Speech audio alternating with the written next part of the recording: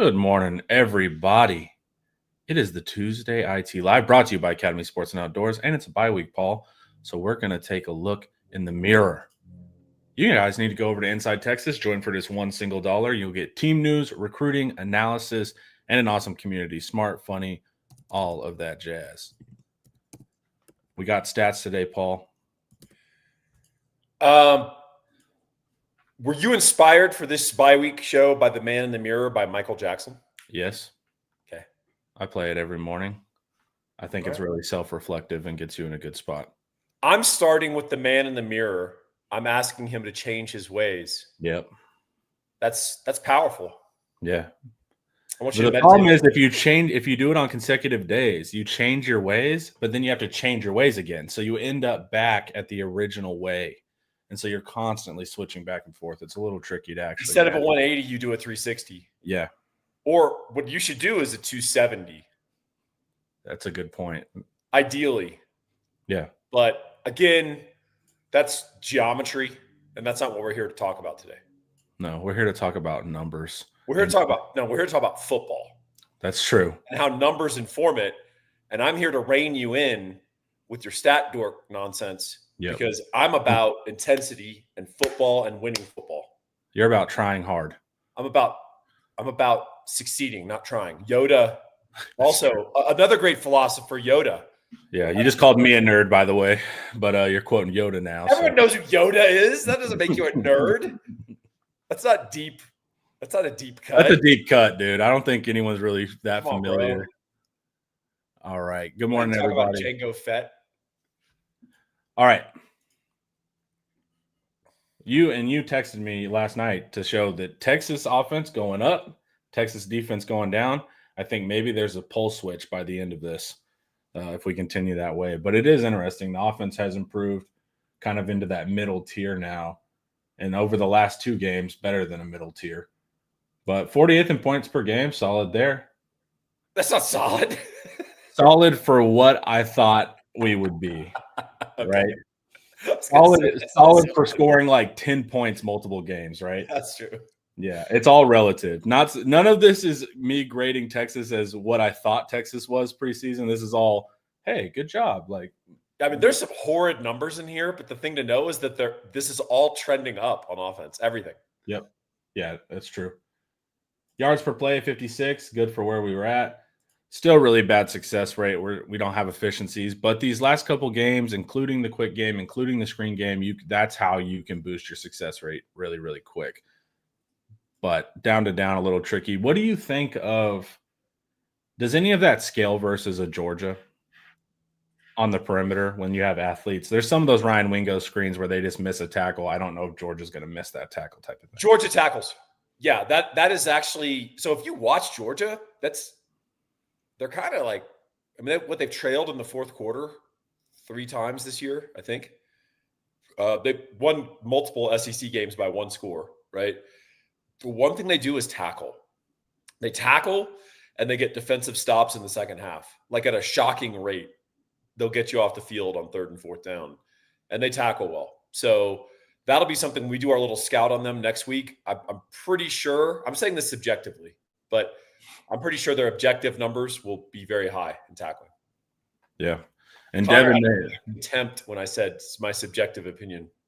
No, I'll allow it. Devin on Girl Herd made a good point. When Georgia trails and comes from behind, that they're very like gritty. And when Texas does it, it's like Texas sucks. And Texas underachieved. Yeah, exactly. So they get all this credit. Like, look at Georgia refusing to lose. If Texas does it, it's like, why are you in that position? Yeah, their offense is a lot better than people think. Yeah, I was looking through the quarterback numbers this morning, and Gunnar Stockton's having a really good year. And their running backs are upgraded. Yeah. Yeah, they're interesting. I was looking at some of like their advanced stuff. They're very similar. Texas and Georgia are similar in production right now on offense. What's their ref production? I don't know. Pretty good. Yeah. Explosiveness is what is saving this team, though. Whether it's a short throw that goes for something or Arch hits a shot, that's how this offense is functioning at all, is getting those plays in chunks opposed to a down-to-down type style. Havoc rate, mid-tier. We're not getting a lot of like what's interesting is you would see havoc rate for the offense is 88th. You would think it'd be worse, but it's improving. And then not a bunch of interceptions, so 40th there. So it's kind of Christmas tree, but it's better than all red that we were seeing at the beginning of the season, right? Do you agree? I agree. I concur. Okay. Cool. This is the weak part of the offense is the rushing stats. Success rate is 90th, not moving the ball consistently, and we don't have the outlet of explosivity. So 116th in explosivity. Trey Wisner and Baxter are last in the SEC in either yards after contact per breakaway percentage. So runs over 10 plus yards. Right. Both of them are dead last. Yards per rush, 85th. Rushing yards per game, 83rd. Any thoughts on the running game, Paul? It's terrible. It's it's objectively, by your eye test, it's bad, and the numbers bear that out. So I guess the hope is that we can be situationally effective because, can we run it in? So I was encouraged that we ran it in the red zone against Vanderbilt, right? Yeah. We had a Trey Wisner touchdown run. Can we be situationally effective running the ball? Can we convert a 3rd and 1? Can we run it in the red zone? We're not going to be able to turn around and hand the ball off and beat somebody. So unless it's one of those games. I wouldn't be surprised if we see one go for 150. They pop up occasionally. We're probably due for one here in this stretch, but you can't rely on it. I mean, I guess the law of averages dictates we'll break a run over 11 yards at some point. But awesome. Maybe the issues with that are we've been documenting that, right? That's well documented. So the move with Robertson and Hudson is encouraging. We need to see it happen again. It didn't really help the run game. No, the run game was helped. The run game was helped by a couple of different wrinkles. Yeah. And then when those went away in the second half, we averaged 3 yards a carry. So yeah, I was paying attention to that. When they get to the line, they just get stalemated, man. There's not movement going on. This is just not a strong group. They're not strong. They're just not strong. So, I'll let you conclude as to why that is. Well, you said situational, 3rd and 1. Well, we're 97th in situational. So any of those situationals got to have it. So we are 97th. Well, back to the drawing board. Yeah, and we're 110th in offensive stuff rate. So getting stopped either 2 yards behind or at the line of scrimmage. I'm going to laugh my ass off if we run outside zone against A&M and drop 180 on them. That would be hilarious. Well, it'd be kind of par for the course sometimes with what we do. Sugarcane Daddy asks, why has Georgia had trouble with running quarterbacks the last couple of years? Is there something there for us?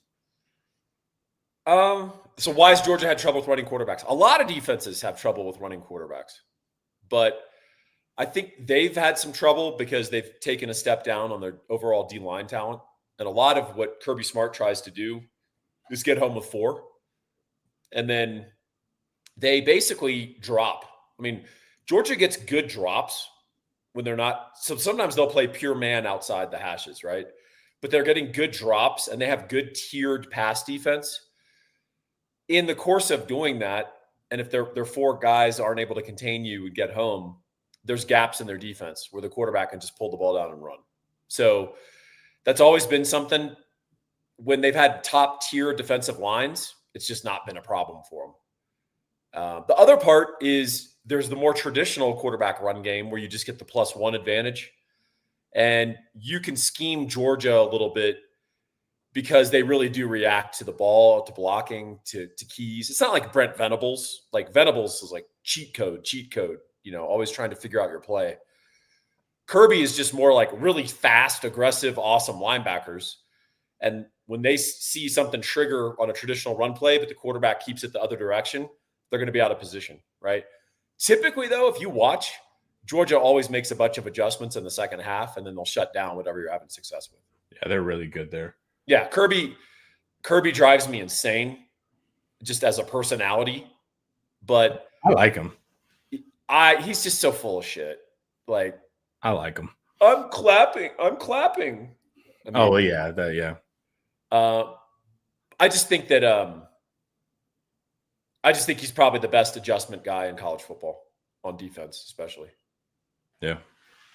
All right, passing game. What's keeping us alive? Success rate still sucks. 97th. Little better the past few games, so these are inflated or deflated by the previous games, but 14th in the country in passing explosivity. So hitting shots. We're kind of going away from that though now. So I don't know how that's going to affect if we end up going 11 personnel quick game more, but that's a good number for Texas right there. Yards per pass above average, 47th. QB sack percentage at the beginning of the year was great. Now it's dropped to 75th. Improved a little bit because of last game, but offensive line pass blocking efficiency still at 117th, but gave up 0 last week. Maybe we found a little something with the switch at guard and center. What do you think? Well, we need more data points on that one. Sure. But yeah, I mean, I saw some really encouraging things watching it live and then even the rewatch. There was a little bit of a virtuous circle in the early play calls, helping the O-line. Vandy got a little worn, and then you saw our standard passing look a lot better. And so there was one play, and we're going to cover this today later in the All-22 film study. We're going to do one on Arch Manning and our passing game success against Vandy. It's going to be great. And there's one that I pulled. Ian and I both pulled plays, and one I pulled where Vandy brings 7. And it's the throw to Emmett Mosley that should have been a touchdown, but he had the sort of grotesque PI that didn't get called. We block up 7 with lesser numbers because none of our O-line turn their shoulders. They're all like side, like shoulder to shoulder, like strong. And so the extra guys that Vandy brings just run into the backs of the defenders. And we have literally not seen that all year. So that's incredibly encouraging. Now, does it mean that like we pronounce us healed? Like this is the panacea? I need to see us do it a few more times. But it was very encouraging. I mean, if we learned anything from Red Rover as children, right? That's right. You want to be standing shoulder to shoulder. I don't think there's anything that stops them from linking arms at any point. That's an innovation that I don't think has yet been figured out by college. You are allowed to link arms as an O-line, but the minute a D lineman runs into your linked arms, that would be technically a hold, Connor. Oh, would it? I didn't think it would technically be a hold, huh? I would think a Denton ball knower would know that. Oh, I really haven't thought out my thesis on if you should Red Rover the defensive lines. It was kind of at the moment I thought of it. Well, you shouldn't spin the bottle. OFEI, moving up. Moving down every week, but moving up now. 37th. Hey, that's way better than I thought it would be. So I'm okay with that. We've been as low as 47. Yep. And right now we're 37. So cue the Jeffersons theme. Yeah, and we started off higher, so it was like working our way down. We were dropping like 7 spots a week, and this is the first time we're seeing it tick back up. So maybe we figured something out with 11 personnel. What do you think Sark does versus Georgia? You think he's going to go 11 personnel, or does he want to play bully ball or max protect? We don't know. That's the exciting thing about Sark. It changes every week. This is a good point. You're just holding hands with your teammate. You're not holding the opponent. That would be my argument. I would say because to hold, right, implies that we've done something with our hands. But our hands are over here, ref. Like, we're all good. That's right. Think it out more, guys. I do think there's a big future there. 12, he's going 12. You know he will.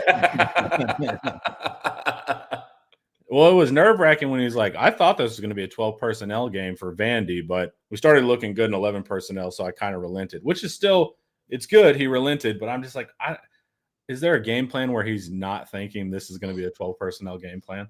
He has a 13 personnel package for the opening drive against Georgia with like trick plays and like power runs, and it's going to just be called FU on the play sheet, like FU fans.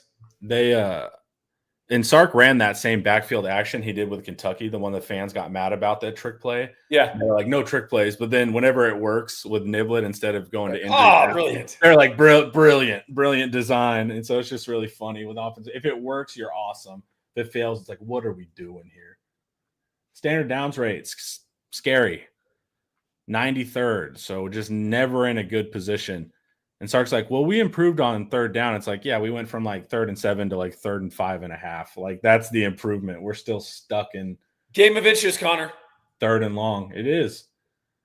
But even in the standard downs, when we're in them, we're 114th. So a lot of this is Arch's ability, but also Sark. I get on for some OC things, but individual plays, Sark can get you out of. He's really good with that. And he's been able to do that on passing down rates. So above average when we are behind the sticks. Sark draws those individual ones up really well. You know what they never say? What? That it's a game of hectares. Yeah, they never say that. You've never heard anyone say that? No, I've never heard anyone say that. I know, that's my observation. Yeah. I'm like a upgraded Jerry Seinfeld football analyst. Yeah, you're very observational. Just making observations. I'm an observational analyst. Take it 1 hectare at a time. Yeah. Early downs EPA, not surprising. We're 91st. That's why we're dealing with a lot of 3rd and longs. Third down completion, above average, 59th, but average third down distance, 117th in the country, man. So Sark likes to make it exciting, that's for sure. Red zone is improving. It's still bad, but it's not bottom 100 bad. So it's at pink. least, yeah, exactly. We're getting a salmon colored number here. We're getting we're getting the salmon running in September in Alaska color. Yeah, which is better than blood red. So red zone 76th, 83rd in touchdown only. Sacks allowed 77th, not surprising there. Interceptions per game, 52nd at 0.7, which I'm always surprised by that number. You would think anything under 1 would be very, very positive, but just people aren't throwing a bunch apparently. Really good in fumbles per game, 5th. We're not fumbling. 121st in tackles for loss. Run game, not surprising. We already know 109th in returning production on offense. We just found out Sugarcane Daddy went to law school. Yeah, he's a lawyer. Really? Yeah, you're a divorce attorney, right? Dang. Yeah. All this chat time is billable hours. Yeah. Yeah, exactly. He just reads like a document and he's just, yeah. I think Arch will do this. Apparently the key to that is spent time preparing for and like that's what you write to like justify your hour. Couple things. Well, don't box them in. Don't box them in. Yeah. Like I also do maritime law in Mauritius. Yeah. As well as divorce. Yep. And personal injury. I do things involving hiding money and divorce, which will work well together. I also fly to Switzerland and Panama twice a month. Rex, boy. Do you do those awesome commercials on the radio? You know, he might be David Comey, the attorney that rocks. Yeah, he could. I was going to say, they always have awesome commercials. And none of them make you want to hire them. It's all just kind of like scary, over the top, but they do some funny ones. Will Gallagher has appeared. Oh, Will. Photographer par excellence. Will's the best. You guys should go to Gallagher Studios. Yep. If you want awesome Texas-themed sports photos and also just great photos in general. Well, we talked about salmon, and this immediately activated them. So the salmon success rate must mean we are best running uphill. Thank you. Very pro omega-3 chat. Yeah, for sure. No doubt. All right. So how are you feeling about the offense? Are you on the hope train? Yeah. Did we figure it out? I'm actually getting a little bit on the hope train, and I'm near it. I'm on the hope 18-wheeler. Choo-choo. There you go. I'm getting closer than I normally have been, but it's so coaching dependent, right? Like if the coaches came out and were like, we know exactly what we are, this is what we're going to do, I'll be all aboard. But Sark does this weird thing where like you think he figures it out and then he doesn't. And so I feel better about the offense. What do you think? We were a Big 12 team against Vanderbilt. Yeah. And it works. It works in college. It works in the NFL now. Like it's the spread has its value. Like, and don't get me wrong, if you can run 12 personnel at a high level, that's my favorite personnel package. I agree. Like, if you can do it, it's my favorite. I totally get why Sark's in love with it, but we don't got the horses for that, man. Yeah, if you have the right personnel for 12, I think it kind of makes whatever you do as a defense wrong. Yeah. Like whatever personnel group you play is incorrect. It really Yeah. helps to have good tight ends, but Yeah. even if your tight ends are just really one-dimensional, like great blockers, Yeah. and then you have good threats outside at wide receiver and like, decent running back, man, it just whatever personnel group you line up in D, it makes it wrong. Yeah. That's what I love about 12. But we don't got the guys. Yeah, if you're really dangerous with 12, you're going to bring all these people into the box. And even though you're sending out fewer receivers, you can find those 2-man route combinations to get those one-on-ones. Of course, then you can run it. You can run every run scheme, and you can even have extra blockers. It's great for your quarterback. You can get plus like 2 as far as lead blocks. So it's 12 personnel is an incredible thing. So I see why he's in love with it. It's just, but we also don't even really recruit well towards it. It's we end up taking like these 11 personnel tight ends, but we want to run 12. Are y'all for the rankings tonight? Do you think the Longhorns will rank higher than OU? The fans are obsessed with this. They're like, how can OU be ranked above us? I think they play. PU. It's a derogatory statement. Oh, Pew. Yeah, like they stink, dude. Like Pepe Le Pew. Yeah. What do you think, Paul? Can you stand that Oklahoma's ahead of us? Unless two teams play on a perfectly neutral field, you don't have any idea who's better head to head. What is the way to solve that issue? If you had one team beat the other by like multiple scores convincingly, dominate the second half in front of a crowd that's exactly 50-50, because home and away does matter. That's true. Until that happens, we don't know. Yeah. We've never played OU. So are they on the schedule this year? No. Okay. So it's every other year type so thing. Any voter who puts us ahead of us with 2 losses, they're looking at the totality of the resume and making a judgment. And I can't blame them as discerning people.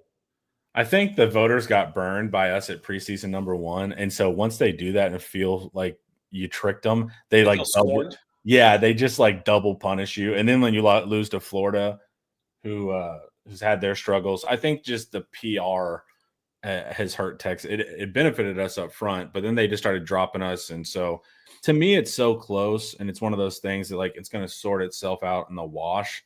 So it doesn't freak me out that bad, but I know fans are not feeling that at all. When we go upset Georgia in Athens, all those opinions are going to turn. How do you feel about the game yet? I haven't really dove in. I have like just the casual approach of Georgia. I felt good about Vandy. Like once Arch is playing, I thought it was going to be a solid win. Not even a close one, ended up close. But with Georgia, I have a weird positive feeling. And I'm not used to weird positive feelings, Paul. So we'll have to see. You should go see a therapist. I know. I will. I don't like when something's wrong. Something's wrong, Paul. Something's wrong. I don't like when Eeyore is getting all positive. Yeah, exactly. It might be completely wrong. But I honestly, I love that we have 2 weeks of prep. I guarantee you Sark is getting an early jump on it. You know how a lot of coaches do though, like, well, we got two bye weeks. We got 2 weeks. Week 1 will be working on us a little bit, getting our bodies healed, and then week 2 we'll prep Georgia. Sark is like, no, we're looking at Georgia right now. We're getting a jump on this because he knows how critical that game is. And for literally the season, for the narrative, right? You've lost to Georgia 3 times. And also Georgia in that first game jumped all over. They were totally unprepared for what they were going to throw at them. The SEC game, I thought we were ready. We just so many penalties and dumb plays. We should have won that game. But the first one, it's funny when you have a really good coordinator that's known for his system in a defender or a defense guy, and then they're like, oh, Sark's a really nice coordinator. They add a little extra oomph in those games. I mean, Kirby's very good at cultivating a chip on his shoulder and disrespect, right? Like he had fake newspaper articles planted in his locker room, right? So, they think you're going 6-6.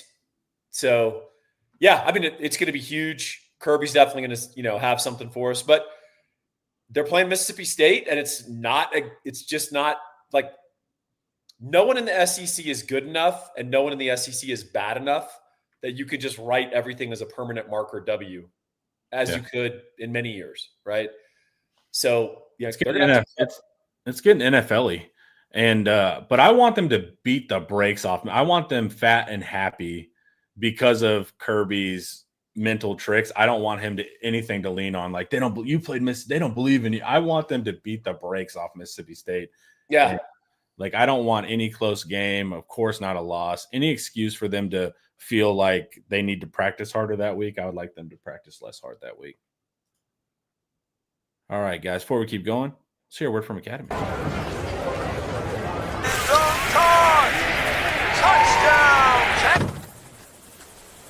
Any gate can be a tailgate.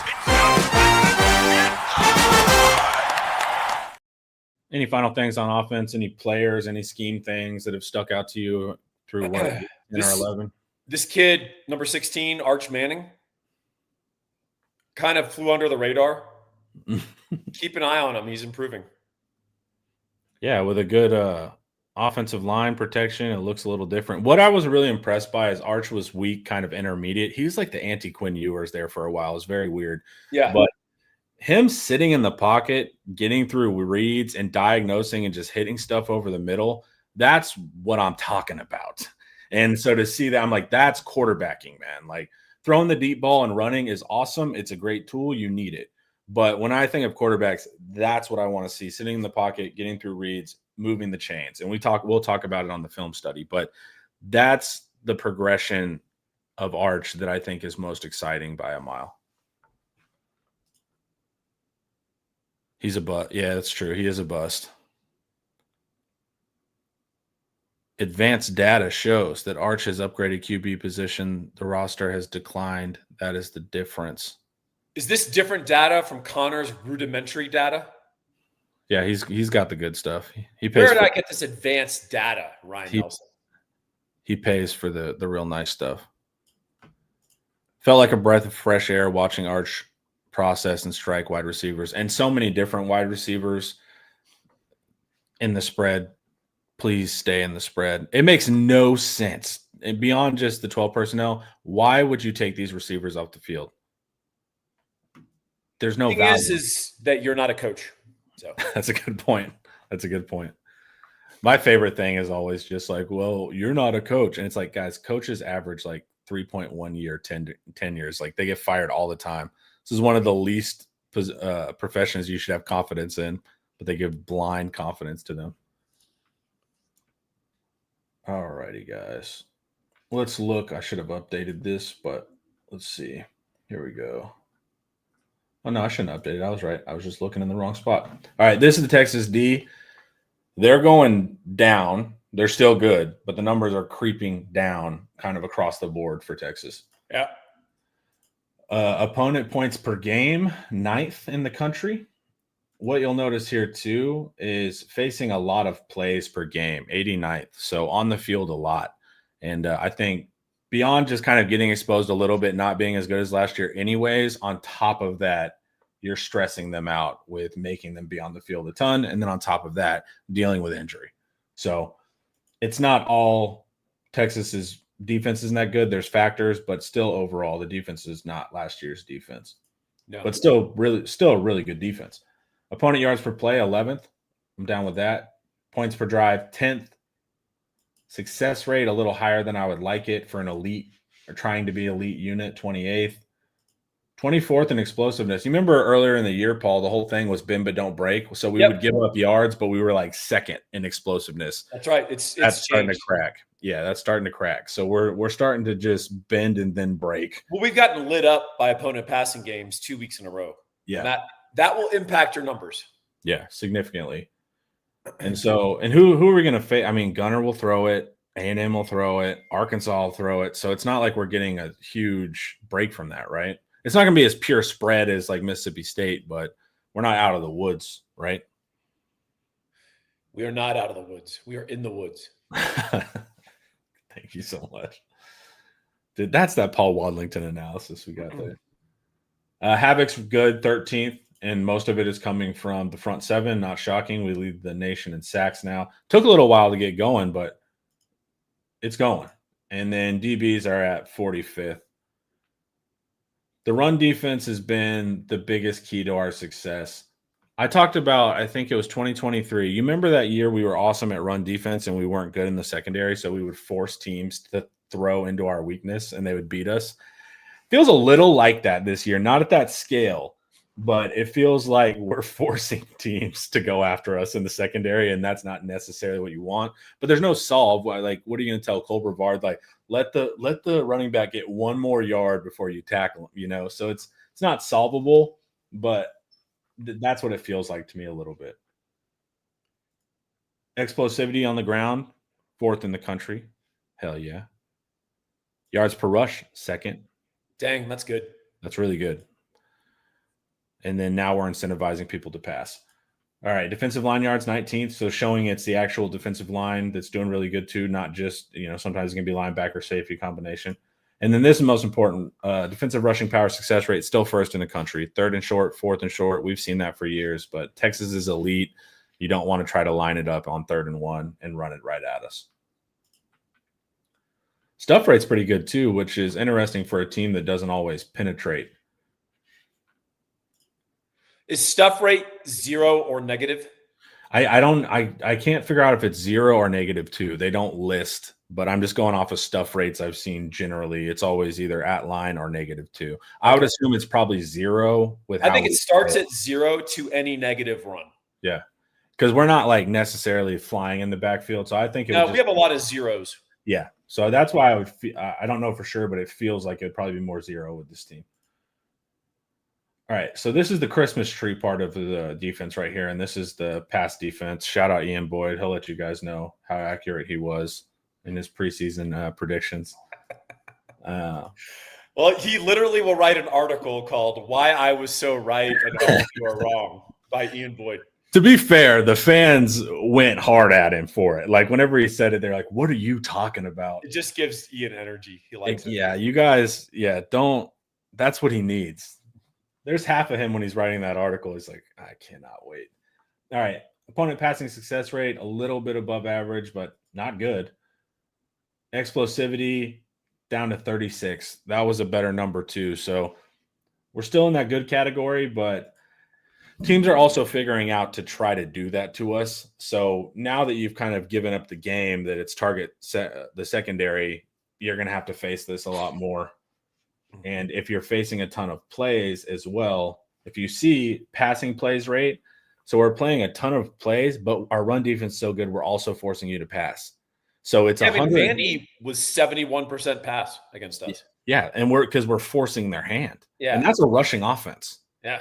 So it's like we're forcing them to throw, and we need to think about that because you're forcing them to the more efficient style of getting yards. But once again, I don't know how you solve that. Well, it's not like we're loading the box. Exactly. So it's like maybe just like play better and coach better in the secondary. Yeah, I guess that's the only answer in the secondary. Make better calls and make sure your guys know what's up. But they are facing a ton of passing plays, and that's having an effect. But like we said, not super fixable. But they need to know that every game now is going to be that, and that's the focus. Yards per pass, 47th. Opponent passing yards per game is high, of course, because they're throwing a lot. QB sack rate, now 10th in the country. So hell yeah. I was hanging around like 45th beginning of the season, but Colin Simmons is starting to activate with Ethan Burke and company. So defense went to 10th now in DFEI. Sounds good unless you know the context of like we were number 2 for most of the season early on. So we're dropping significantly there, taking you out of the elite category of defense to a great defense. But we don't want that to keep dropping. No way, Jose. Special teams. What about it? We're number 2. Yeah, cool. That's going to save us. All right. Well, it literally has. It literally has 3 times, but I think now your success will end up causing your failure there when teams are wigged out about Niblet. Victory has defeated us. Yep. Standard downs rate. This is what I've had problems with kind of all season, and knew that you can't really be elite with your standard downs rate like that. So it's 42nd. We're leaving teams in too many positive potential situations. And then we're 35th in their success rate when they're in it, and also 33rd in passing down success rate. So it's the bend but don't break, but like I said, the explosivity is going up. So we're starting to bend and then break.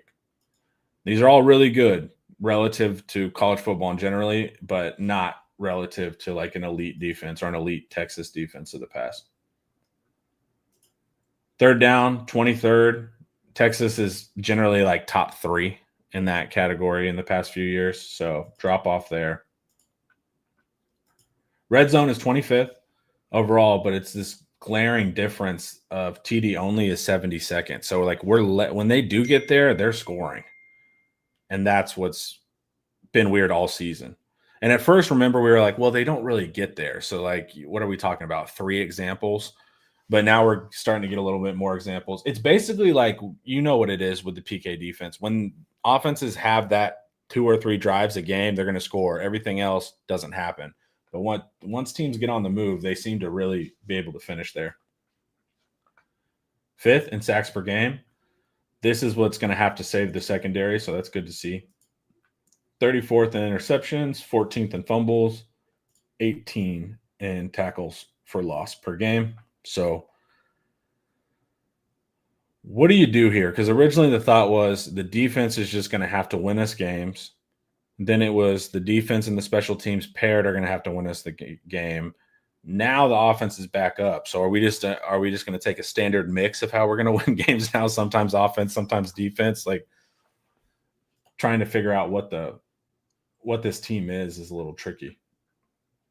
I think getting McDonald and Taft back will help because I think it's more than just they're both good players and future NFL guys. I think it's more than just they're the coaches on the field, which they are. I kind of suspect they're the coaches on the sideline too. Well, you see Taft, they pan to him, and he's just like talking people up. And Jelani and Taft are the 2 highest graded run safeties in the SEC right now, 1 and 2. So I think there's a calming factor there, 1,000%. Well, and it's discouraging that, I wrote in my postmortem, I highlighted a couple of things for a reason. And one of them was that end of half play where we went from 24-3 to 24-10. And the goal there is 24-6, right? Yeah. It's 3rd and 10, 17 seconds on the clock. Vandy has the ball on our 15 or something. They come out in 5 wide spread. We call timeout. Hey, let's talk about this. Let's talk about the formation. So this is us all coached up. This is the best plan we had. Yeah. It came out in the same formation. And Eli Stowers is the closest guy to Diego Pavia. He's the most threatening receiver, quite literally by alignment, and also because he's Eli Stowers. Yeah. And we've got Ty Anthony Smith incorrectly lined up. He's also being asked to be the spy and the stop on if Diego Pavia runs a draw. And he's supposed to carry Eli Stowers up the hash. And then they've got trips up at the top of the screen, and we're in an off alignment, and we're misaligned even in our secondary. So that's us coaching our guys up. So people can say, well, we missed Michael Taft. We missed Jelani McDonald. We got coached up by the coaches on the sideline. This is how we're playing this. And it was wrong. Like we were not lined up correctly. We didn't really have a defense called because every single guy had no idea what was happening. And then Phil Same blows the tackle at the 4-yard line. And Derek Williams is kind of hanging out there with moral support. So that's a bad thing because you can't say in the heat of the moment, they're running hurry up. We don't have our guys. We didn't communicate right. That's very different from, oh, here's their set. Let's call a Kirby timeout. And then let's talk about it. And let's come out with our best defense to stop that in a really key game situation, which we have the advantage. And that's what we came out with. That's not encouraging. I said it yesterday on the show with Eric and Charlie, but it's like, well, when Taft and McDonald come back, problem solved. It's like, yeah, but it's their positioning. It's the play calls. Like Taft and McDonald can be on the field, but if they're being told to be in the wrong place, that's hard to fix too. So I agree that a lot of it is coaching calls and technique, sure, but it's just really the call. Because it's like you can see pre-snap It's like that's where he's going with the ball. It's just like a blinking red light over the middle of like, this is open. This is open. And so that's a little nerve-wracking. Yeah, and I don't think – I mean, I'm not there, but there's basic conversations you have when it's 34-16 and there's 3-4 minutes on the clock. And you're like, hey, guys, everyone take a breath. Key right now is Vanderbilt getting 8, 10, 12-yard completions doesn't mean anything to us. What we can't allow is one big scoring play on one play, right? So, Xavier, look at me in the eyes. Well, if we put you in the middle in that modified cover 2, you can't let a guy past you. Do you understand? We've got a zone underneath. We're going to get all that covered. You can't let someone past you. Do you understand? I don't think that conversation happened. But it's also the conversation, too, of like, look, you're the 4th-string safety. They're going to come at you. So it's like also even just letting him know, it's like, look, you're going to be targeted, too, in a ton of these situations. So you need to be hyper aware that the ball's coming in your general area. And I don't think that conversation happened, Paul. I think there's a lot of conversations we could imagine that didn't happen. Yeah. Yeah. Like, I'm going to wear blue eyeshadow. Is it appropriate? I bet you they didn't even say that. Yeah. They were both there for Florida and Kentucky game where we struggled in the secondary on simple stuff. Yeah, that's what I'm saying. The problem's not all Taff and McDonald here. Like, we've had some issues. Can we pronounce the Akina homecoming a failure? Yes. I said it before. I was like, this is some fan service nonsense. I was like, but the point Eric made was like, look, it's a stopgap hire. We lost our coaches late in the cycle, all of that. But as soon as they announced it, I was like, why? Is that I wasn't real enthused. Yeah. So I think we're good there. But it was all just like the fans were in a certain generation of fans, like from that, they went to college during that time, were like super excited about it. But it didn't seem like the best hire, but maybe it was because it was so late in the cycle. Seems like we're good for one absolute coverage bust a game for a 60-yard touchdown. I don't think so. Like most of their stuff was, we got like when you've seen the big stuff, we saw it versus Florida. That was a coverage bust. McDonald runs to the wrong side of the field. So that one I'll give you, but generally it's rare to see that level. What we do see is that ring we did on film study where someone catches in the middle and 7 defenders all equidistant from him. That's a call problem. Like that's not a bust. That's a calling the wrong defense. But it is nerve-wracking because the whole point of this defense was, well, at least we don't give up explosives, right? But now it's different. But I don't think you'll see like the Derek Williams coverage bust. I don't think you'll see that with McDonald and Taff. No. People want to be like, well, McDonald, that one where Brennan Thompson beat Manny and McDonald was low. It's like that's once again was the call. McDonald's a cover 3 low safety. He's not supposed to be out there helping Muhammad. So if you're a low safety, you don't get an angle on a guy who runs a 10-100. Yeah. And so that was also a call problem. So I think it's just we have some coordination issues or back end coordination issues. Penalties per game, baby. Hell yeah. 128. If you're going to be this low, be last. You got to have some competitive spirit, okay? Get to 136. 128, now you're not even the best loser at that point. I wish if we're going to be 128th in penalties, it wasn't all like holding and offsides. I wish it was just like we're nailing dudes 9 yards out of bounds. Yeah, we're just psychopaths. And he's having to be, taken off the field. Like at least do that. Yeah. It's all you're right. The penalty, the lameness factor of the penalties. Give me some circa 1989 Miami Hurricanes penalties. We're getting our luck rating back up though, Paul. Damn right. It was low and now it's going up. The sun is shining upon us. So 45th. That's good though. I mean, just balls bouncing your way more. The real reason we haven't bottomed out during that tough stretch was our turnover margin. That's really positive. Net field position, 2nd in the country. That's absolutely awesome. The real reason why Texas will win the national championship is right here, number 1 in talent rating. But as Paul wanted to discuss earlier, and I will open the floor to him, we're number 2 in special teams, Paul. Yeah. Now you don't want to talk about it. It was important to you earlier, but that's going to be a big thing. Number 8 in strength of schedule. So we're tested, and you're also not hearing all the SEC fans be like, Texas got a light draw now, because we have not had a light draw. Yeah, I was ready to offer some really insightful stuff on special teams at the time, but you let the moment pass, and now I'm going to pout and not offer much. Yeah, I forgot the inspiration when it's straight. You are a writer after all, right? Yeah. You got to start. There's a famous Al Davis anecdote, which I think is amazing, where Al Davis late in his career was like really wanted this linebacker in the second round. And a rare instance occurs where sort of the room speaks up against him and is like, come on, Al, we got to really get this other guy. We got to get this tackle.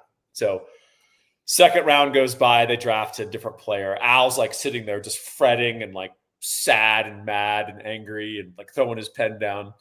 So sixth round comes. That linebacker's still on the board. And one of the Raiders guys goes, hey, Al, we could draft that linebacker now, the one you wanted in the second round. This is great. And he goes, I didn't want him in the sixth round. I wanted him in the second round. Did they really not draft him at that point? They did draft him. Okay, I was going to say. Al was mad about it. I thought he was that mad. I thought he really cut his nose off to spite his face. Yeah. Tell the good people where to get their mortgage from. Well, you're not cutting off your – what's the opposite of cutting off your nose to spite your face? What's a positive example of that? Just being a reasonable guy. What if your nose is not great, like mine, like from being broken from boxing, and you get it reconstructed and it looks pretty? Like you look like Morgan Fairchild. You know her little pretty nose? Remember Morgan Fairchild? No. What's wrong? God, I have to carry this broadcast sometimes, man. When was she prominent? Google Morgan Fairchild as we're speaking. You need to call the Morgan Fairchild of mortgages. That's Gabe Winslow. You can reach him at 832-557-1095. Gabe is awesome at what he does. He is a UT grad, a former National Merit Scholar. He's got a law degree, like our friend Sugarcane Daddy. Like half the people in this chat billing their clients. But Gabe is going to put in great work for you. Gabe is awesome at what he does, and he has been extremely busy recently. And he wants to be busy with your loan as well because mortgage rates are headed down. If you're currently sitting on a rate that's 6%, 6.5% or higher, you need to call him. He'll refi you, and there's a very good chance he can do it for absolutely free. There's no catches. It's just literally that easy. Or if you're looking for a house, and this is a great time to look for a house, actually, call Gabe. Get this guy in your corner. He is the guy you want. 832-557-1095. All right, if anyone was wondering, that's from my generation. She's 75 years old, born in 1950. I'm not asking you to look at the 75-year-old Morgan. She started her career in the 1970s on the CBS soap opera Search for Tomorrow. But isn't she pretty and she has a perfect little nose? Yeah. You said that in a very diffident way. Yeah. No, I like her nose. All right. Do you like her? Yeah, she's great. All right. Do you want to date her? No, I have a Latina wife. Are you crazy, dude? you think I'm be on recording saying I want to date another woman? As Connor once said, my wife gets mad at me if someone cheats on television. Yeah, yes. If someone cheats on television, her mood will change, and I'll be like, I swear I had nothing to do with this, nor do I condone it. I had a Latina girlfriend. Our running joke was that she was going to stab me to death, and then like cuddle me and be like, "Who stabbed you, baby?" Oh. It's a hell of a ride, brother. Homer's too young. What's the opposite of a boomer? I guess a millennial. So it's that's got to be the key. I'm not Gen Z, but I've never heard of that woman in my life. All right, we're out of stats, Paul. We're plumb out of stats. What would you like to talk about? Oh wait, Sugarcane Daddy was asking for my thoughts on the Pavia Filsame thing. Okay, what timestamp was that? What time? It was earlier up. He's asked a couple of times. If he doesn't get what he wants, he just keeps asking the same question over and over. Yeah. It's a lawyer. You will answer the question. He's trying to get you to answer the same question differently. We'll answer it because I can't find it in the chat. Well, I'll just tell you. Works. Do you remember the personal foul that we got the call? Yeah, the hip toss. So your first reaction was, Xavier, you dummy, what are you doing? And then you watch the replay and you're like, wily ass veteran Pavia. Yeah, that's exactly. amazing. Yeah, I was like, quarterbacks should learn that. So Pavia, former high-level wrestler, like he could have wrestled, in college at Nebraska. He had offers. As they're going out of bounds, he gets the underhook, grabs the back of Vilsame's pads, and pulls him down on top of him. Like he's just getting, like Pavia's like the poor victim quarterback being hit. Absolutely veteran move. It's, if you hate Pavia, it's exactly why you hate him. And if you love Pavia, it's exactly why you love him. Yeah. I watched it, and I got to admit, I felt admiration. Yeah, once you saw it again, I was thinking, I was like, they should teach quarterbacks that, like a very important move. Because what'd you think of his play? He was great. I mean, so we got him to do exactly the thing we wanted to do. We're up 24. He can't use deception and dual threat stuff. He can't use offensive smoke and mirrors. He's got to just drop back and throw. And I'm like, oh man, we're going to have a chance to turn this into a route. And unfortunately, that's exactly what we hoped he wouldn't do, right? But I thought he played great. The guy had over 400 yards. I mean, he hurt us scrambling. He threw the ball to his spots. I mean, he's only got like 4 spots, and we treated it like we don't know where he's going to throw. Well, he only truly had one spot. It was Stowers. That was the point too that was driving me nuts. It's like they're hitting one guy clearly is who they're going to. That was the frustrating part. What do you think of that 4th and 19? I mean, I threw up. Hanging out the sticks. I threw out of my mouth. I mean, 4th and 19, they're on the 2. This is the ball game. Mm-hmm. Like the game's over. And so here's the thing. You can blitz there. Because if you blitz and leave a little space, like you play a little bit off, and hear me out, guys, this is why. You want him to have to panic check it down.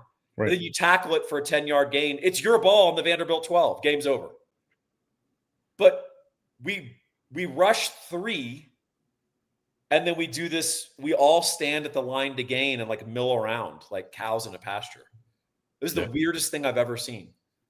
Just another weird disconnected. So I said in my postmortem, we have a defense by committee, and it's a committee that maybe like hates each other and doesn't talk, right? And I think that, what is it? A camel is a horse put together by a committee, right? Like I feel like that's what we're doing on defense right now. Like it's a bunch of guys who don't talk to each other and are just sort of doing their own little thing. And you end up with these weird Frankenstein calls, and it's happening over and over. So Charlie's amused by this, but yeah, I don't know. There was no play in that game that enraged me more, because even the 2-point conversion, after I got over my tantrum, I just burst out laughing. Like, this is the most embarrassing call I've ever seen. And then they're like, well, the pylon camera is at an angle. So actually, it's like, that has nothing to do with the ball not crossing the plane. It doesn't matter the angle of the angle you saw it not cross the plane. Yes. But 4th and 19, I think I almost spiked my remote and cost myself a $20 trip to Best Buy. What'd you think of the reffing? You're in the bettors world, man. What did you think of the reffing? Well, no, I want to hear your opinion on the bet, because everyone goes into the conspiracy theorists. Are you the kind of Occam's razor of like these guys are just incompetent, or do you think there's nefarious things at play? When the ref, if you watch closely and watch this very closely, I study. So you kind of go through life blundering, like, I don't know what's going on. I'm hungry, I eat. The sun's up, I wake up. Right? That's Connor's life. I'm sleepy. I'm observational. I see everything. Yeah. The second Vanderbilt touchdown in the 4th quarter, the official raises his arms. A ticket from Circa flies out from underneath his shirt, and it's Vanderbilt plus 3.5. How did I miss that? It's right there. The world is there for you to see if you have the right mentality. That's true. But you're like, oh, if I have to go to the bathroom, I'll go to the bathroom. That's like that's your life, right? Yeah, that's most of it. I'm going to make a video. That does feel like it. Let's do another one. Let's do another one. I'm going to do 3 today. That's probably fair. That'd be a light day, actually. Well, it's funny because it's like at some point, like, let's turn this conspiracy up a notch, guys. Like, if I'm going to hang out with you guys and we're going to talk crazy, let's talk about the Texas defenses in on it as well. Like, we can't just include the refs here. We got to talk about, is Akina purposely calling defenses for them to get incredible things. Let's go all the way. But people aren't willing to kind of travel. No, I typically you should try to credit to incompetence that which can be attributed to malice, right? And I think officiating is that incompetent. And by the way, we got touched by it. If you watch SEC football, it's every week, usually Auburn, but every week Auburn or Georgia's opponent is going to suffer some horrific travesty that should go before a UN war crimes tribunal in Belgium. But yeah, I remember going from the Big 12 to the SEC, and people were like, "Get ready for the officiating." And it's like, man, trust me, we know about that. We're veterans, but it's also like, wow, this is actually really, really bad. Like in a time where we have all the technology at our disposal to basically never get anything wrong, we're still getting everything wrong. So here's the thing: I think we're in a weird in-between zone where it's actually making me miss the fallibility but speed of the old game, where officials just make mistakes, but then you go on to the next play. Yeah. And the hope is over time it evens out. We're in this middle ground where we're reviewing a bunch of random stuff, and then half the time the review is feckless, even when you can see clearly, because well, it looks that way, but it's not conclusive. Yeah, it's like, what's your standard of conclusivity? Like, are we doing beyond a reasonable doubt, or what are we doing here? Yeah, that's a good point, because often it is based on whatever way they called it.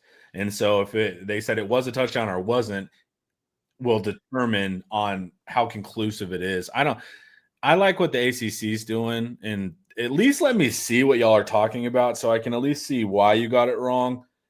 That would be much cooler. But the best thing about the little ACC feed on replay is that there'll be a guy at the end who's like, so it's 2nd and 10, 43-yard line. Yeah, they tell him Vanderbilt ball.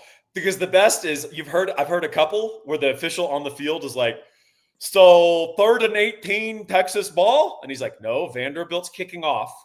Yeah. The penalty is on the kickoff. He's like, okay. Like, it's great. It makes you realize the on-field officials are not quite as engaged and on it as you might think. Yeah. Oh, I'd be horrible at that, tracking where the ball is and stuff like. I would only just kind of roughly. I'd be horrific at that. Yeah, I can't even knock them there. But one of our friends is a ref, and he explains what they actually have to do. What I didn't understand their eye discipline they're supposed to have. So this certain guy needs to look there, and if all 3 of these guys are looking, we technically have the field angled and covered. And there's a lot more that goes into it. It's like a good ref has to keep a ton in his head, man. But they get it wrong so much now. It's pretty wild. Bobby just won the chat with his latest comment.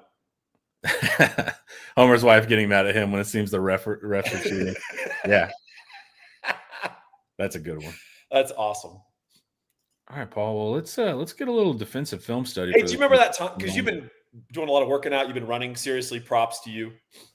Do you ever say to your wife, like on a Friday, oh, I'm going to have a donut. It's a cheat day. And then she just goes nuts on you? No, luckily she's like, cheating. Well, as you can see, I show you a cheating. There's not a lot of cheat days going on with me. It's kind of like it's Christmas year round, if you guys can tell. But so no, that one I can kind of avoid. I'm just wondering if the word prompts her into fits of rage, irrespective of the context. You can feel like there's an energy force. You can feel the mood change. Like I could feel it. It's like Stranger Things where you feel it on the back of your neck. You can feel the vibes. It's really remarkable. That's awesome. Yeah. All right, guys. Thanks for hanging out. We're going to do the defensive film study, but you guys need to go over to Inside Text for that and join for $1. Come hang out with me and Paul, guys. Everyone have an absolutely wonderful day, and this was brought to you by Academy Sports and Outdoors. Farewell, everyone.